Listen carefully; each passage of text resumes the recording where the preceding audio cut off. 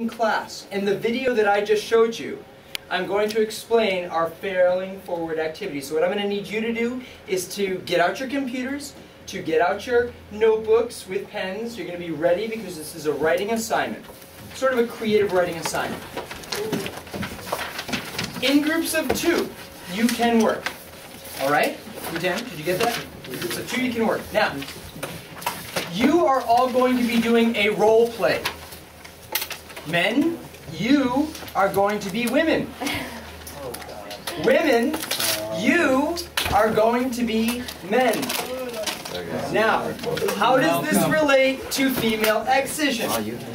Men as women, you are going to write a couple paragraphs where you are going to call out the practice as immoral. You're going to fight against the practice and list all of your reasons why. So it's as if you're sitting down with a man in the village and you're communicating to him why this for you is not right, is not good, is not moral.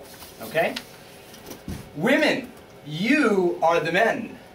And you want to see this practice continued. You want to perpetuate the tradition. So what you women are going to do is you are going to write a defense of the practice. Why it is necessary to continue the practice. Okay? So that's what you're going to do. And for you all, it's an opportunity to express a bit of empathy or to think about what it's like to be the other gender, but also to think what it's like to be in another culture, having to grapple with this very controversial issue. Okay? So you can pick a partner to work with, and then you're going to write your piece. You can write it together. And then what you're going to do is you're going to get together with someone of the opposite gender, and you're going to debate, or you're going to have a discussion about the practice. In the same rules, right? In those same rules, exactly. Okay? All right. Are there any questions? Yes. Let me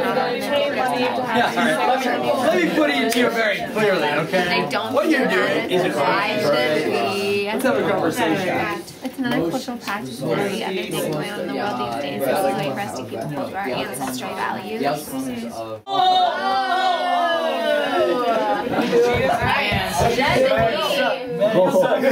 Yeah. Go women. Women, can I have your attention, please?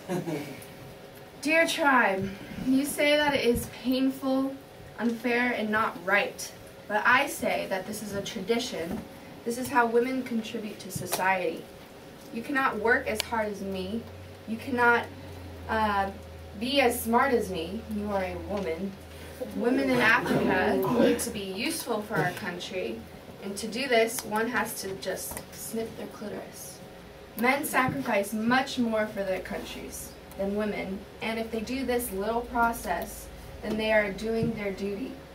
The process is insignificant in a woman's life compared to their greater responsibilities.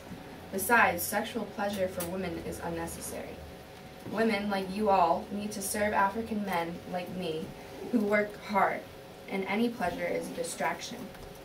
I know of a woman who resisted the strong tradition. She had her clitoris well into her life, but as she had all of her parts, she did not have a family, friend, or a part of society. She was isolated in a wooden hut. Rocks were thrown at her by children. She was nicknamed the weak one, for her bones and muscles diminished, and so did her mind. She could not work or gather food. She became useless, a waste. Do you want this life? Do you want to be a whore that just wastes away? Do you want to end up as a pile of bones without an unfulfilled life? Don't be so stupid. Trust me. Trust men. Wow, that was good. Yes, that's Good. Okay. So let's get the female's perspective. All right. I want the attention from the ladies and the gentle men in the audience. Female circumcision is just plain bad for several reasons. It infringes on a woman's rights, which we have because I believe men and women are equals. It is based on faulty cultural beliefs, and it has the high possibility of causing greater harm to a woman rather than helping to benefit to society. First, a child of a very young age is held down, blindfolded, and surrounded by chanting loud people. As emotionally heartbreaking and terrifying that is, it is physically painful as well. There is no say from the child or opinion. The process is scheduled and determined by the parents. Giving a child a say in whether or not she would like to participate in the process would make this circumcision a more respectable idea. Because this practice is forced, it should be discontinued. Second, the cultural beliefs behind circumcision are, to some extent, faulty or unjustifiable. The practice is continued because the ancestors did it. No practice has to be continued because the past majority practiced it as well. If one member of a family does not want to take over his father's company one day when his father passes on and he's old enough to take the job, he has his right to say, no, I don't want to be I don't want to be a big businessman. I want to start that pizza company I've been wanting to start since 4th grade. Another cultural belief is that the process is not, if the process is not done, women will be overactive in their sexual life and become driven towards sex. That cannot be true for every person. A better practice of abstinence and taking control of sexual urges would be quite a better alternative and more effective. Additionally, the idea that women who excessively bleed from the process are possessed by demons is a 13th century view. There are biological reasons for why women will bleed when circumcised, mostly because they have been cut from the clitoris. Where am I?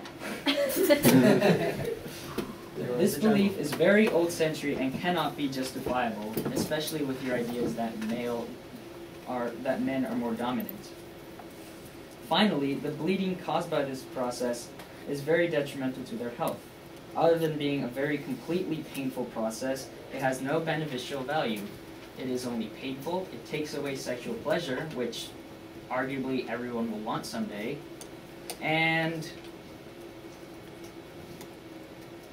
I couldn't really write more past there, but it takes away a woman's right basically to say she wants to feel good. The end.